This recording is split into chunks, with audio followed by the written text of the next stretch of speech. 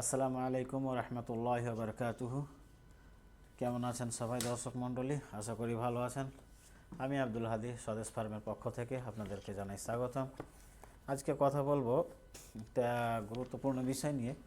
সেই বিষয়টা হচ্ছে যে বাংলাদেশের, আপনারা তো জানেন, ডক্টর মুজাফফর বিন মহসিন তিনি একজন অত্যন্ত ভালো মানুষের ভালো আলেম। তিনি অনেকগুলি বই লিখেছেন। তার মধ্যে তার সমালোচিত বই হচ্ছে জাল হাদিসের কবলে রসুল সাল্লাল্লাহু আলাইহি সাল্লামের সালাত। এই বইটা অনেক সমালোচিত। তো আজকে যেই বক্তব্যটা তার শুনবো এবং রিয়াকশন দেব, সেই বক্তব্যটার শিরোনাম হচ্ছে, সেইখানে মানে লেখা আছে যে আগামী নির্বাচনে আমরা ভোট কাকে দিব, এরকম মানে শিরোনামের ভিডিও আর কি। তো যাই হোক, দেখব ভিডিওটাতে কি তিনি উত্তর দিচ্ছেন। এবং এটাই ছিল অ্যাকচুয়ালি কোশ্চেন, আর এটাই হেডলাইন দেওয়া আছে। তো চলুন ভিডিওটা দেখি, আমার সাথে দেখেন এবং উপভোগ করেন। আর আশা করি এখান থেকে অনেক গুরুত্বপূর্ণ জ্ঞান অর্জন করা যাবে। আর এই ভিডিওর অরিজিনাল লিঙ্ক ডিসক্রিপশন বক্সে দিয়ে দেবো, সেখান থেকে চেক আউট করতে পারেন। এই ভিডিওর ক্রেডিট হচ্ছে দ্য লাইট অফ ইসলাম। আমরা সামনে নির্বাচনে কাকে ভোট দিব? নির্বাচনে শরম লজ্জা কিছুই নেই। বললাম বাংলাদেশের মানুষ যাতে এত খারাপের খারাপ, এরা ঝুঁকে বাঙালি, বুঝতে পারলেন? ওই জায়গাতে আছে। সারা রাত ইসব জুলেখার ওয়াজ শুনে সকালবেলা বলছে জুলেখা নারী না পুরুষ, তাই না? সি সি সি, লজ্জা হবে না আপনাদের? লজ্জা হবে না? এটা কি আমেরিকা? এটা কি ইন্ডিয়া? ইন্ডিয়ার মানুষ প্রশ্ন করে না উত্তর দিতাম যে সব ভোট মমতাকে দিবেন, কারণ মমতা মুসলিমদের স্বার্থকে অনেকটাই অগ্রাধিকার দেয়। মমতাই যেন ক্ষমতায় আসে, আপনাদের ভূমিকা রাখা উচিত। ইন্ডিয়া হলে কথাটা বলতাম, বা আসাম হলে বলতাম। আসামে এখন মুসলমানদের উপরে কসাই মোদি, এর উপরে জাল্লা কখন গজব নাজিল করবে আমি এই অপেক্ষায় আছি, বুঝতে পারলেন? করবে করবে, আল্লাহ করবে, ইনশাল্লাহ করবে, করবে ইনশাল্লাহ, অপেক্ষা করেন। ইন্ডিয়ার মতো জায়গা হলে বলতাম যে মুসলিমদের স্বার্থ রাখার জন্য আপনারা যে প্রার্থী আপনাদের সহযোগিতা করবে একচেটিয়া ভোট দিবেন সেখানে। কথা বোঝা গেছে? আরে আপনাকে কি বলবো, এত বড় মাপের পরিচিত একজন আলেম, সারা পৃথিবীতে পরিচিত, আল্লামা সাঈদী রাহিমাহুল্লাহ, তিনি যতটা দেশ ঘুরেছেন বাংলাদেশের কোন মন্ত্রীও ঘুরেনি, প্রধানমন্ত্রীও ঘুরেনি, রাষ্ট্রপতি ঘুরেনি। এটা কি জানেন আপনারা? তার মতো মানুষ এই শিরোনামে আমার মতো এক শুকরার কাছে পত্র লিখবে, হয়তো উনি জানলে লিখতেন না যে এ ছেলেটা ছোটখাটো মানুষ, কাহিনী আলাদা। ভুল সংশোধনের সফলতা আছে, ব্যর্থতা নেই, লজ্জারও কিছু নেই। আপনি যদি এই শিরোনামটা আপনি যদি ধারণ করতে পারেন তাহলে সফল, আর ধারণ যদি না করতে পারেন আপনি ব্যর্থ। আমি জানি যে আপনার এই শিরোনামটা আপনার ধারণ করতে হলে, আপনি যে মনের মানুষ, ধারণ করতে হলে আপনার ওজন নষ্ট হয়ে যাবে, আপনি পারবেন না। এটা বলি কি, ভুল সংশোধনের সফলতা আছে, ব্যর্থতা নাই, লজ্জারও কিছু নেই। কতটা কথা এই জায়গায় বলেছেন, অথচ আপনাকে বলছি যে আল্লাহ নিরাকার, কথাটা মিথ্যা, এটা মিথ্যা কথা, বিশ্বাস করবেন। আপনি তোলপাড় লাগাই দিলেন। একটা জ্ঞানী মানুষ, যার জ্ঞান, আপনাকে বললাম ভুল সংশোধন করে নেবে যদি যে আমি ভুল করছি। সালাতের সালাম ফিরানোর পরে আপনি যে মাথায় হাত দিয়ে ইয়া মাতিনো দোয়া পড়েন, এটা মিথ্যা, এটা বেদাত।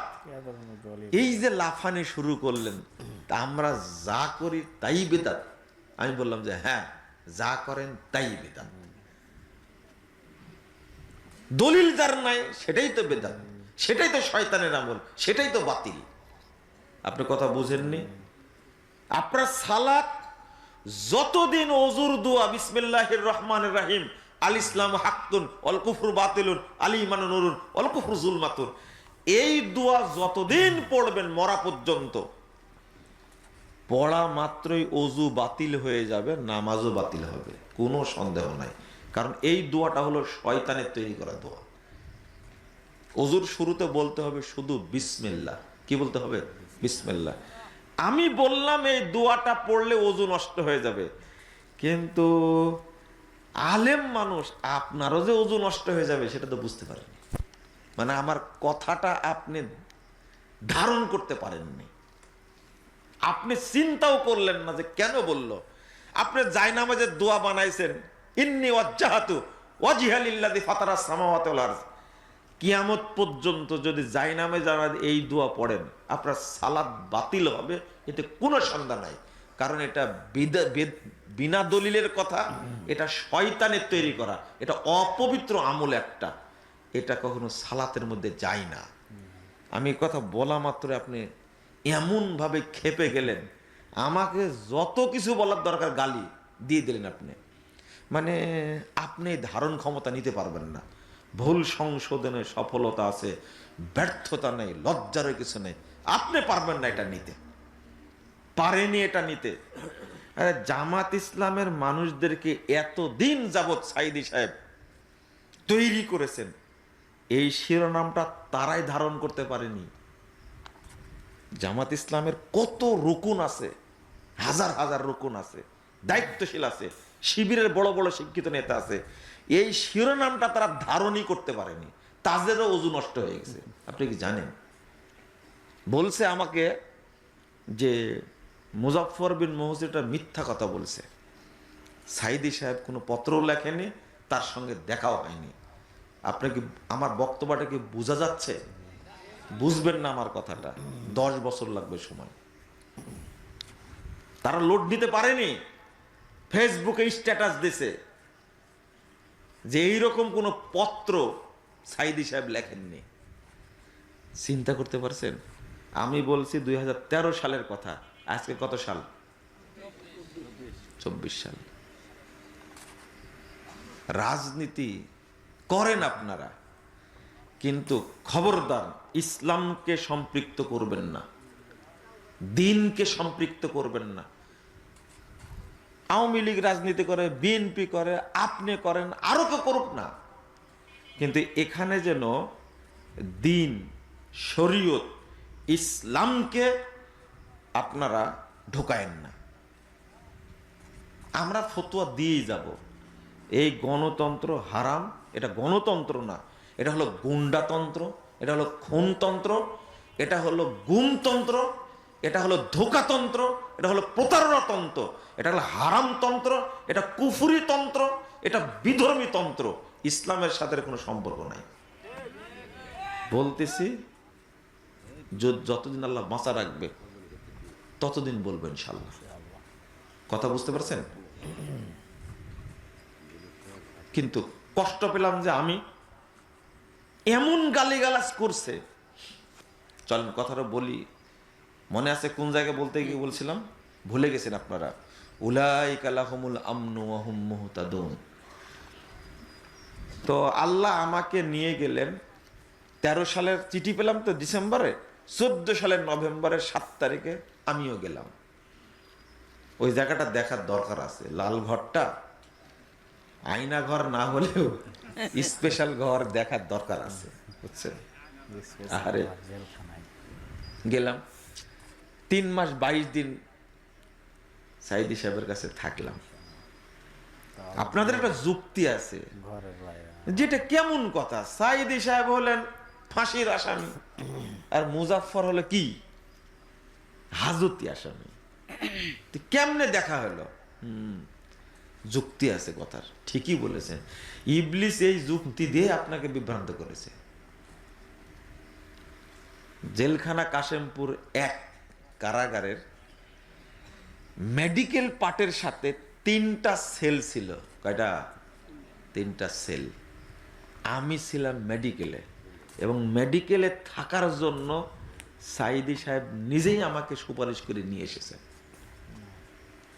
যে বেটা বাবাটা আমার কাছে থাক, বাবা বলতেন আমাকে, আমার কাছে থাক।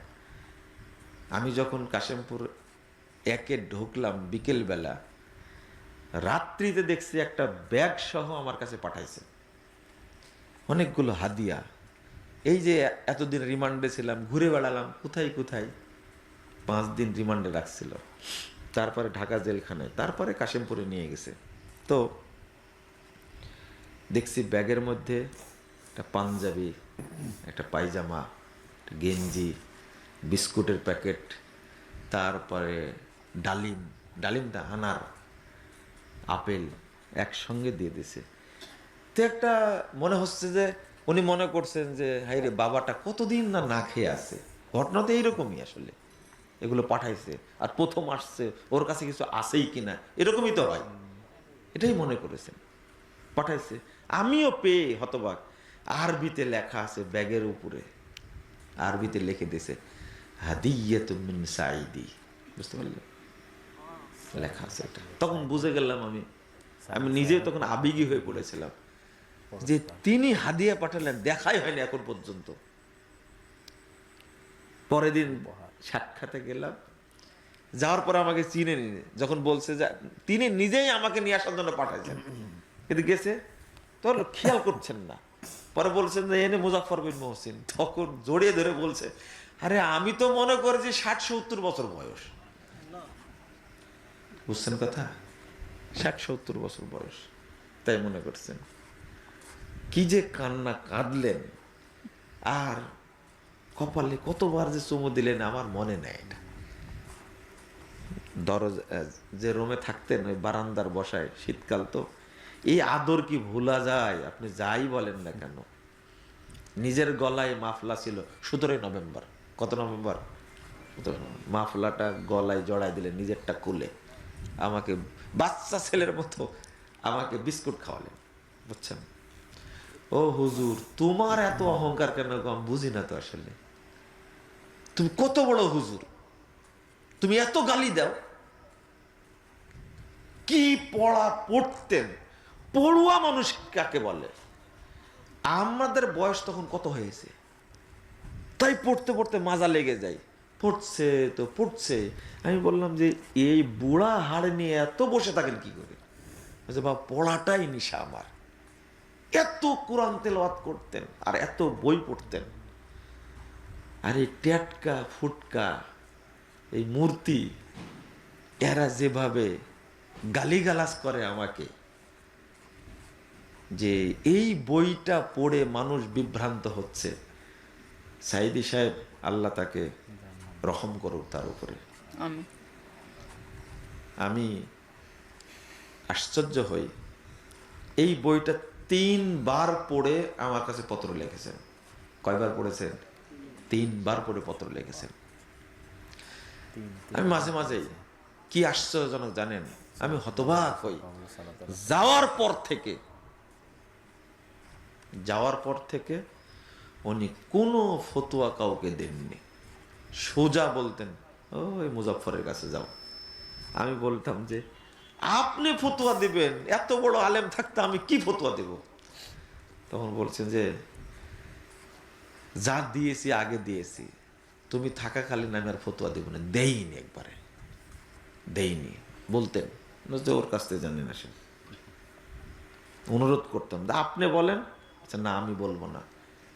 বন্ধুরা আমার, আমি কথাটা বলার উদ্দেশ্য হলো, যে গাছে ফল বেশি ধরে ওই গাছটা ঝুঁকে যায়, নমনীয় হয়।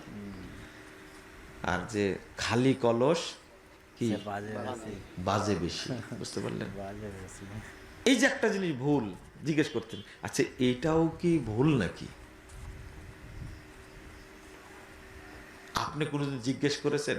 বা আপনার ভুল হতে পারে এটা কোনোদিন চিন্তা করেছেন আপনি? কোনোদিন চিন্তা করেননি আপনি। আপনি যে জিবরিলের চেয়ে বড় আলেম, আপনার ভাব দেখি মনে হয় নবীরা কি জানতো। আমার যতগুলো ডিগ্রি, নবীর তো কোনো ডিগ্রি ছিল না, নবীর চেয়ে বড় আলেম। নাউজুবিল্লাহ, আস্তাগফিরুল্লাহ। এরকম ভাব কেন আপনারা? তো এত ভাব কেন আপনার? সি এটা তো আলেমের জন্য লজ্জাজনক। এটা একটা, আপনি অহংকার করবেন কেন? ভুল হতে পারে না মানুষের? একদম না, খারাপ কাজ, সব এই সমস্ত আলেমদের ভুল হয় না। খারাপ। যারা সারাদিন শিরিক বিদাত নিয়ে পড়ে আছে, বসে আছে, তাদের ভুল হয় না।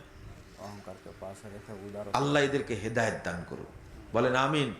না আমিনও বলবেন না আপনারা? হেদায়েত দিলে কোনো সমস্যা আছে?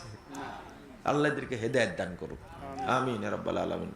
শোনেন, তিনি মাঝে মাঝে বলতেন, বাবা দোয়া করো আমার জন্য, আল্লাহ যেন আমার 2 রাকাত সালাত কবুল করেন। আল্লাহ, কয় রাকাত? মাত্র 2 রাকাত। আচ্ছা, কেন এটা বলতেন? অন্য আমলের কথা বলতেন না। আমি উল্টা বলতাম, আমি আপনার জন্য দোয়া করি আল্লাহ সব আমলই কবুল করুন। বুঝেননি কথা? না না না, এত বড় দোয়া করতে হবে না, 2 রাকাত কবুল হলে কাজে লাগবে। এই যে সালাত কবুল হয়ে গেলে যে অটো অন্য সব আমল কবুল হবে, এটা ওনার মাথায় ছিল, আপনার মাথায় নাই, ঢোকেনি। আপনার মাথায় ঢোকেনি। এটা শুধু একটাই দোয়া আছে, কোনোদিন বলেননি আমাকে যে আল্লাহ যেন আমাকে সুস্থ রাখে, এই দোয়া করে কোনোদিন বলেননি। শুধু একটা দোয়া চাইতেন যে আল্লাহ যেন আমার 2 রাকাত সালাত কবুল করেন। আমরা বুঝি না এটা, কিন্তু তিনি ঠিকই বুঝতেন। আর আমরা সালাতের ব্যাপারে খুবই উদাসীন, খুবই উদাসীন, খুবই উদাসীন। আমি যে কথাগুলো বলতে চেয়েছিলাম ওই জায়গায় বললাম যে একটা আয়াতের কথা, আপনাকে আয়াতটা বলবো না, তবে একটা প্রশ্ন করছি, উত্তরটা দিবেন দয়া করে। আজকে দিবেন না পরে দিবেন?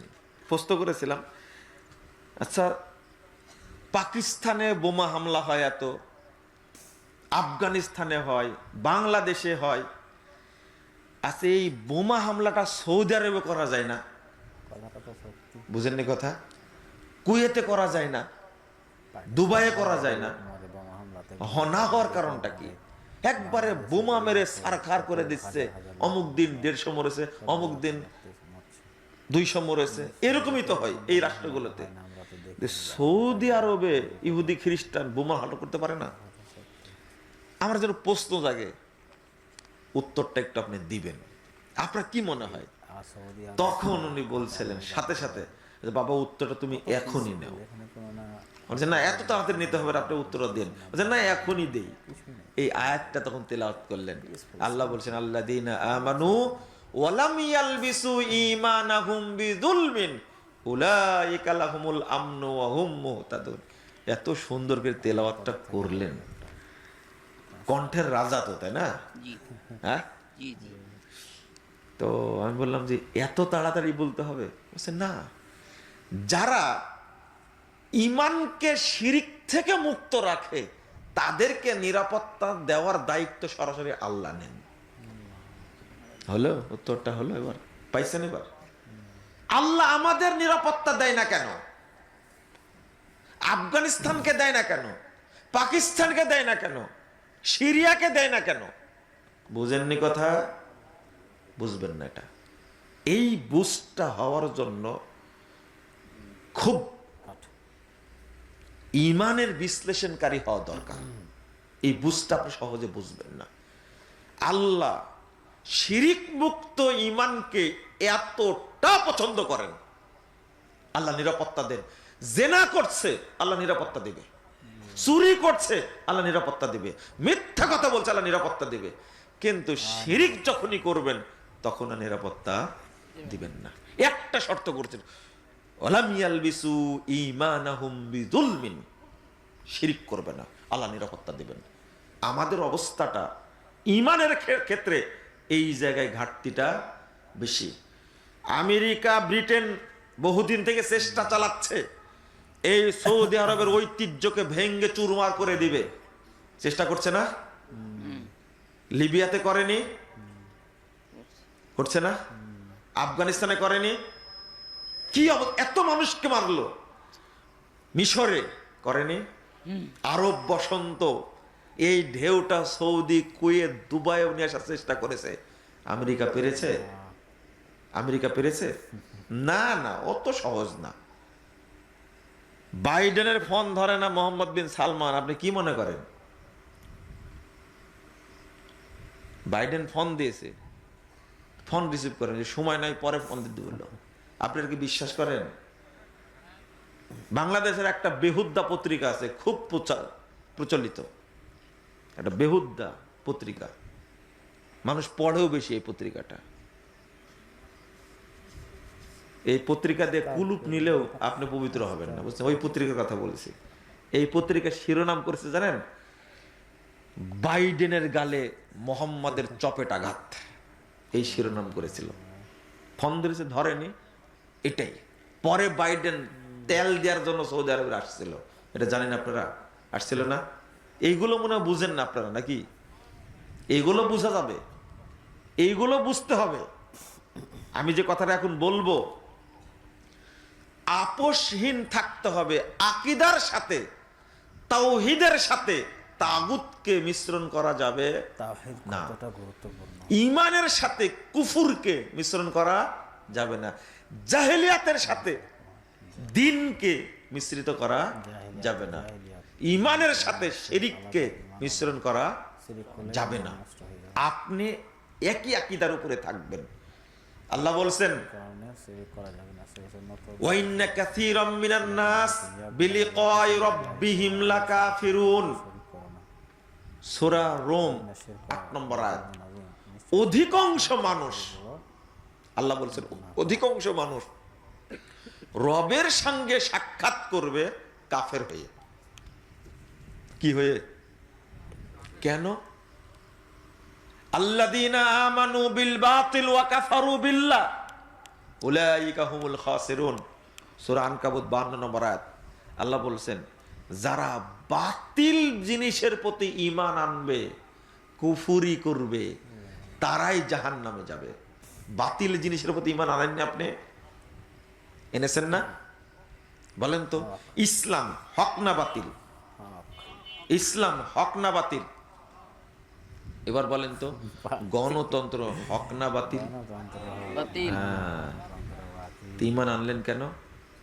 গণতন্ত্র ওইখানে হক হ্যাঁ, যেখানে আপনার কথাই বলেন, অত্যাচার হচ্ছে এবং প্রয়োজন গণতন্ত্রের জন্য জীবন দেব। দেন, আপনি করতে চাই, সেইখানে গণতন্ত্র। দেন।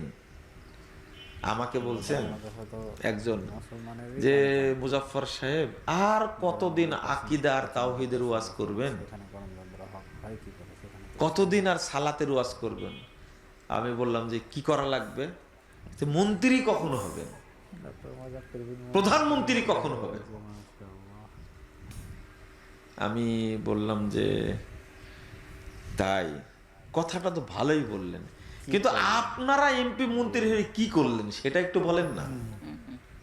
একটা দল দীর্ঘদিন যাবৎ ক্ষমতা, মানুষ মেরে, টাকা পয়সা চুরি করে ক্ষমতা আটকে থেকে থেকে থেকে এখন পালানিরই জায়গা নাই। সেই জায়গাটুকু না। কোথায় থাকবে সেই জায়গাটুকু নাই। আপনি কি ভাবতে পারেন?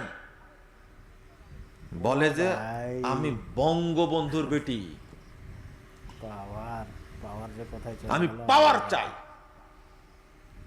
ভোট যেমন তেমন আসমান পাওয়ার থেকে চাই, দৌড়দণ্ড প্রতাপশালী পত্রিকা। আলহামদুলিল্লাহ। এই ছিল ভিডিও ডক্টর মুজাফফর বিন মহসিনের। অনেক চমৎকারভাবে আলোচনা করলেন। তার সাথে জেলখানায় সাইদি সাহেবের সাথে কি কি ঘটেছিল, সাইদি সাহেবকে কি প্রশ্ন করেছিল, সব কিছু তো আপনারা দেখলেন। কত চমৎকার আলোচনা, মাশাআল্লাহ। তো ইনি বিশেষভাবে আকীদা নিয়ে এবং শিরক বিদআত নিয়ে কথা বলে থাকেন। ইনার আরও অন্য ওয়াজগুলো দেখেছি, তো সেই বিষয়গুলোতে আকীদা নিয়ে অনেক গুরুত্বপূর্ণ আলোচনা করে থাকেন। আর এই ভিডিওতে তিনি সাইদি সাহেবের সাথে জেলখানায় কেমন করেছিলেন, তাকে কি হাদিয়া দেওয়া হয়েছিল এবং কিভাবে তিনি জেলখানায় 3 মাস কাটালেন, সাইদি সাহেবকে কি জিজ্ঞেস করলেন, কি প্রশ্ন করলেন, এইসব বিষয়ে তিনি আলোচনা করলেন। অনেক গুরুত্বপূর্ণ আলোচনা। আর আলোচনাটা শুরু হয়েছিল যে কাকে ভোট দেওয়া যাবে, এইটা আবার জিজ্ঞেস করা। বাংলাদেশে 92% মুসলিম দেশ হয়েও এটা জিজ্ঞেস করছে কাকে ভোট দেব। এইখানে ভোট দেওয়ার কোনো বিষয় নাই। এখানে জিজ্ঞেস করতে পারতো যে আগামীতে কোরআন সম্মতভাবে বা কোরআনের সংবিধান চালু হবে কিনা, এরকম বিষয়ে মানে প্রশ্ন করা উচিত ছিল। তো যাই হোক, ভিডিও অনেক লম্বা হয়ে যাচ্ছে, বেশি লম্বা করব না। আপনাদের উদ্দেশ্যে একটা কথা বলতে চাই যে আপনারা এই ভিডিওটাকে অনেক শেয়ার করুন এবং শেয়ার করে সবাইকে দেখার সুযোগ করে দিন। আর যদি ভিডিওটা ভালো লেগে থাকে তাহলে লাইক এবং সাবস্ক্রাইব করবেন। আর আমাদের জন্য দোয়া করবেন যেন আরও ভালো ভালো গুরুত্বপূর্ণ ভিডিও উপস্থাপন করতে পারি। ভালো থাকবেন। আসসালামু আলাইকুম ওয়া রাহমাতুল্লাহি ওয়া বারাকাতুহু।